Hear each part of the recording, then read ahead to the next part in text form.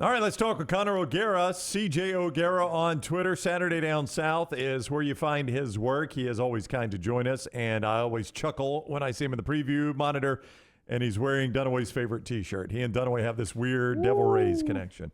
We need some wins, man. We need some wins. Need the Orioles to cool off. Look, I don't consider myself a Devil Rays, a Rays fan. I consider myself an enthusiast of pretty much every 90s logo in existence. And this would qualify as a 90s logo that I approve of. And yeah, it's the semi-local team. So I can't sit here and pretend like I'm in the trenches with you as a Rays fan. But yeah, I mean, got to get some wins. Can't have, the biggest thing about the Rays be what an opposing announcer is saying. That's just not good buzz for our beloved Rays. Yeah, we know you're Cubs fan anyway. That was the first name to get canceled, was it not, though, the Devil Rays? I think the organization made the call to try to maybe get out of the hellacious start they were as an organization. Let's punt the devil. What's your favorite, you like 90s logos? What's your favorite Jets logo of all time? Because they're back and forth, and I thought they got it right when they went back to the old Namath and 60s logo, and now they're back almost to the Sack Exchange logo, sort of. Do you have a favorite Jets logo? No, I don't. Good question. As a matter of fact, no. What about the Giants? You have a favorite Giants logo? Yes, I do. So funny story about that. I don't buy jerseys anymore. I'm not really I have jerseys in my closet. I've kind of hit that age where I feel like being older than most of the athletes, which look, I'm 33 now.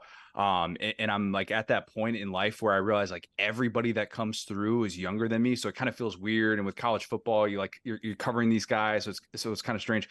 The one time that I have decided, you know what, I'm just going to go for it in the last 3-4 years, I got a Saquon Barkley 90s style white Giants jersey. And I love Saquon. He's maybe my favorite college player I've ever watched. And that I've worn maybe twice since I've had it in 3 years. I even got it I got it fitted because I got it from a garage sale. So I went to a tailor, I had it fitted to my size because I paid $20 for it at a garage sale. But I still don't wear jerseys. But that is the only one that I saw that I was like, I got to have that. That 90s Giants look is just so clean. Unless you were talking about baseball, in which I'm way off the mark here. No, it was football. Hey, if I asked you to name because we were talking about Quinn Ewers earlier, and everybody's talking about he has become a god since he cut his mullet off. That's an ongoing thing. I don't really understand that. But I said if Quinn Ewers plays up to potential at the end of the season, we could say this might be the third best quarterback in college football. But if I asked you on the surface going into the season, if you could go with 3 quarterbacks, who are they? It's a great question because I had him last year as my Heisman winner. And so I was all in on Quinn Ewers. And I still think if he stays healthy against Alabama, maybe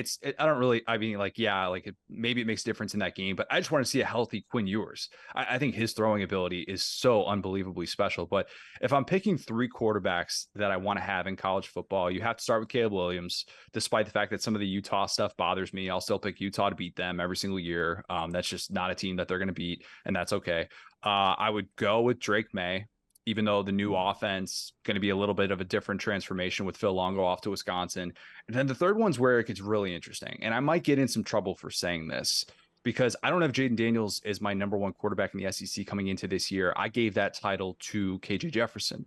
But if I'm going with a third guy, I think you got to go Michael Penix Jr. What he's done at Washington as an Indiana grad, I watched him struggle to complete a pass a couple of years ago. And the transformation that guy went through, the reunion with Kalen DeBoer was pretty special to see. So you'd probably have to go with someone like that, though I love KJ. And I can't wait to see what he does in the Dan Enos offense at Arkansas with more throwing opportunities. But yeah, it does feel very Pac-12 heavy this year. You could probably throw Bo Nix into that conversation as well. Connor O'Gara is with us at CJ O'Gara on Twitter. If you go to Saturday Down South, and he's tweeted this, so you can go to his Twitter handle and get that as well. The top 25 players heading into 2023 in the Southeastern Conference. Do I assume that you are suggesting to me Brock Bowers will be your conference player of the year? Because here's his top 5. Rocket Sanders, number 5. Kool-Aid, number 4. Quinshon Judkins, 3rd. Harold Perkins, 2nd, and Brock Bowers, 1. Does that tell me you think Brock Bowers is the SEC Player of the Year, or you just think he's the best player in the conference? I just think he's the best player in the conference. I think there's nothing he can't do. I mean, I think they should let him throw a few times this year just to see, like, maybe this guy does that at an All-American level, because we know he can run and take an end around 75 yards to the house. He can run away from an entire defense. I mean, it's incredible the things that this guy has done as someone who is 20 years old. Like, he's not even going to be 21 until December.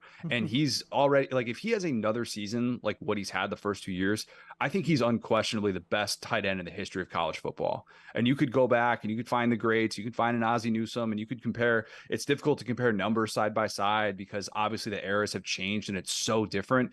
But just what does Brock Bowers do wrong? Because the guy was being compared to George Kittle coming into his college career. And that's because of his ability to block. And you typically think like, oh, prolific tight end, like, oh, Kyle Pitts, like a guy who catches a ton of passes. But what is he as a blocker? Brock Bowers loves to block too, and you just can't leave him off of the field. He can line up anywhere for you. I think he's the best player in the SEC. I think he's got a case to be the best player in college football. I understand when you've got the returning Heisman Trophy winner coming back, he's going to win that argument every single time. But I would take Brock Bowers as my first pick at the schoolyard. You know, if I was a schoolyard captain, he would be my first overall pick. So did you see him? Were you near him at all in Nashville? Because I had not seen him out of pads, and I mean, he wasn't small, but he was smaller than I thought. Like, he's one of those guys that just looks bigger on the field. Yeah, and I saw him at the SEC Championship walking down the post-game tunnel next to Darnell Washington. You want to talk about looking small. We're all small there, yes. We are. No human beings should stand next to Darnell Washington. Even Pat Freiermuth right now with the Pittsburgh Steelers is like, oh my God, this guy's one of the biggest human beings I've ever seen. Yeah, he's not that physically intimidating, but you hear Kirby talk about him and you hear he's like the quietest, hardest worker I've ever seen. The stories that you can tell about this guy, I mean, he's special. He's just so unbelievably fun to watch. I'm just hoping and praying that Mike Bobo's offense doesn't mess him up. That's the only thing that I'm a little bit worried about. I'm not worried about Carson Beck. I'm not worried about the pieces around him. All those things are good. A little bit worried about the Mike Bobo factor. I'm not as convinced as Georgia fans are that he is all of a sudden just going to be this perfect fit who learned everything Todd Monken could possibly teach him spending a year on his staff. Connor O'Gara is our guest right now, Saturday Down South here on the next round. Jarquez Hunter back at practice today for Auburn, actually on the field. We don't know what suspension may be out there in his future, if any, but he is back at practice. Where does he slot in for you as best running backs in the SEC this year? How far down do you go before you get to Jarquez Hunter? You don't have to go that far.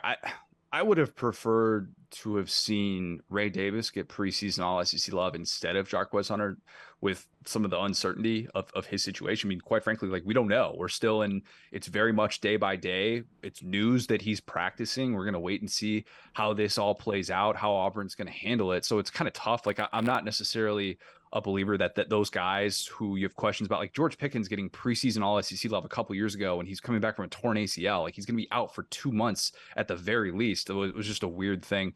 But I would say he's probably like somewhere in that 5 to 6 range for me, just because we haven't seen what he could look like without Tank.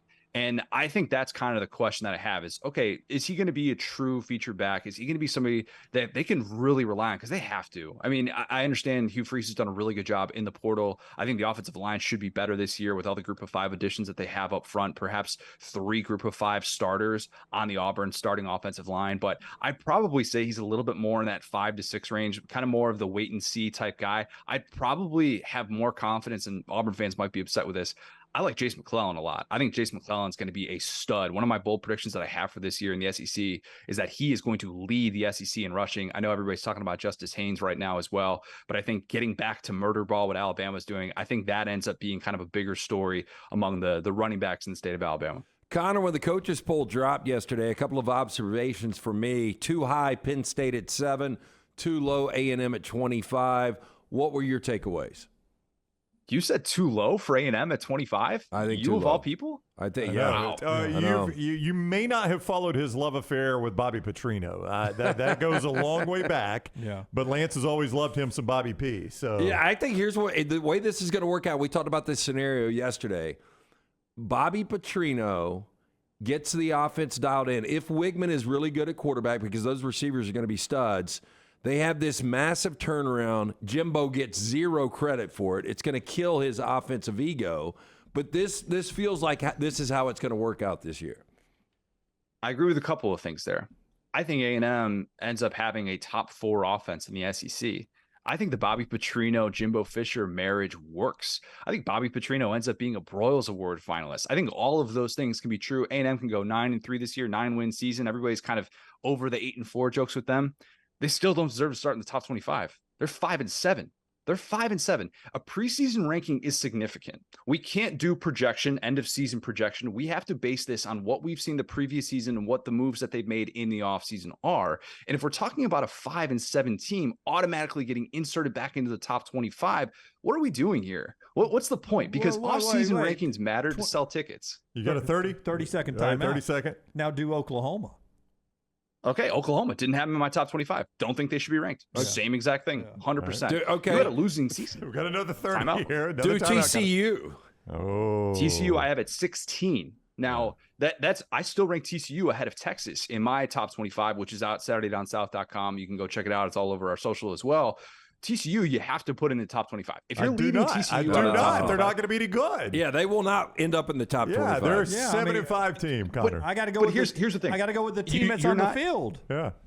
Right, the team that's on the field, 100%. You still need to see it from the defending runner-up. The defending runner-up was Sonny Dykes, who did not have a team that was picked to finish as anywhere close to the Big 12 champ last year. Fluke. And you have to put some sort of faith in a team that made it to a national championship game to not start off in the top 25 after what they did as a they team that really- started off 12-0. Did they really I'm play not in the a believer in national that. championship Yeah, I mean, game? They were there. Yeah, but I don't did they remember really that. play? I want to remind you, you said Sonny Dykes in that sentence as if I'm banking on Sonny Dykes having another year like that. The guy's never He's the done national it. coach of the year. Yeah, but you're not going that's to give the national coach of the year preseason top 25 ranking, but a team like Oklahoma if it was Kirby is worthy Smart, after what they did. If it was Nick Saban or Kirby Smart, I would. I ain't going to do it for Sonny freaking Dykes. Have you ever watched not this guy? I'm not saying you got to rank him in the top 5. Not saying that, but not in the top 25 for the team that just played in the national championship. I understand they've got a ton of offensive turnover. They've been super active in the portal as well. Like, let's not totally dismiss the idea of that. I'm at a different place with preseason rankings. I don't think they should be projecting for the end of season because we're basing so much of that is based on like strength of schedule and stuff. Like, so you're basing strength and schedule on games that haven't been played yet. Preseason rankings should be the team that we saw on the field most recently based on the moves that they've made throughout the offseason. Or that they lost. And Max Duggan was important, I thought. And so was the play caller. I will ask you this. Alabama overrated at 3 then. I have no problem with Alabama at 3. I don't. And here's the thing. If what's the argument? What the argument is Ohio State should be ranked higher, right? Like Right. that's what people are saying. Yeah. Ohio State, tons of questions. Ohio State, I have winning a national championship this year. Okay. So I'm not one of these people that thinks that they lost an insurmountable amount of talent. Like if your big thing with Ohio State is like the quarterback issue, it's like, when was the last time Ohio State had just a mid quarterback? Okay. That's not been the case for a very, very long time. But I would put Ohio State in the top 4 or in the top 3, and I would have no problem pretty much with anything you do 2 through 4, as long as those are the 3 teams there: Michigan, Ohio State, and Alabama. I think you still have to rank Michigan ahead of Ohio State. But here's where I get a little bit tripped up. Do people not think Bama deserves the benefit of the doubt? Do people not think that a team that just finished as the number 5 team in college football, that's been to 2 of the last 3 national championships, that's been to 9 of the last 14 national championships, deserves the benefit of the doubt? Meanwhile, a team like Michigan, who has beaten nobody of significance outside of the Big Ten in the 2020s decade. In fact, if you want to go back the last 6 seasons, the Power 5 bowl teams that they have played out of conference, they're 1-6 against them. Okay. That includes a certain TCU team that you were just bad mouthing. I'm just throwing that out there. So if Michigan's going to get the benefit of the doubt just because they beat up on Big Ten teams, what are we really doing? So Bama then doesn't get the benefit of the doubt. To me, that's just a little bit ridiculous when we've seen these teams in a different place when it gets to that national stage. Can we do something in the future? What's that? every time Sonny Dykes wins his 9th game, we'll get Connor on. In the 9th game, we'll get Connor on the Monday afterwards so he can rub it in our face. We're never going to have Connor on again. I know we like having Connor on the show. We'll never see you again. We're going to have Connor on the show regularly. Okay. But on the Monday after That's the an automatic. 9th win into the future, whenever Sonny gets that 9th win again, and we'll see if Connor ever joins us on a Monday. Is it cumulative? Like, do we go year to year to year? Like he gets Oh, 6 come this on. year? Okay. Come on, especially the Big 12 now. Like the Big 12 is so up for grabs. It's going to be fun to watch. Like the Big 12 has suddenly become a super interesting conference now with Texas and Oklahoma not in it. I'm interested in Kansas State this year, even though they obviously got to replace Deuce Vaughn. But man, I think the Big 12 got a whole lot more interesting with realignment. They might have been the biggest winners. I'm excited about the Big 12, but some of the stuff you're telling me is exciting games. They don't usually make my main TV. They're usually TV 2 or 3. I mean, yes, I get excited about Utah, BYU, but what's on when Utah and BYU's playing? I mean, if I've got Ohio State playing, somebody good or a good SEC game on, that's TV 2, maybe TV 3 in my sports room. I mean, I understand. Ohio State, look at the close Big Ten games they've played, though. I mean, those have been so few and far between. Like, I don't need to watch Ohio State beating up on Maryland. They played somewhat competitively with Maryland last year, and Maryland fans are in my mentions about not putting them in the top 25 when it's like, all right, let's chill out here for a second. Maryland fans are complaining they were in the top 25? Maryland fans are like, how could you put Mississippi State in your top 25 instead of us? I'm like, when was the last time you beat anybody of significance? Anybody. And let's talk about getting to 9 wins. And then, it was football and not lacrosse. Yeah, really. I think it was football. Last I checked, I didn't ask them. I didn't reply to that mention. Maybe I should have. All right, he is Connor O'Gara. He will be back with us before Sonny Dykes wins game number 9. At CJ O'Gara on Twitter. Read him at Saturday Down South. Good look at the top 25 players in the SEC. His most recent work there. Connor, it is always a pleasure, my friend. Thank you for the time. Thanks, guys. All right, buddy. Take care. Connor with us on the JohnstonRVCenter.com hotline.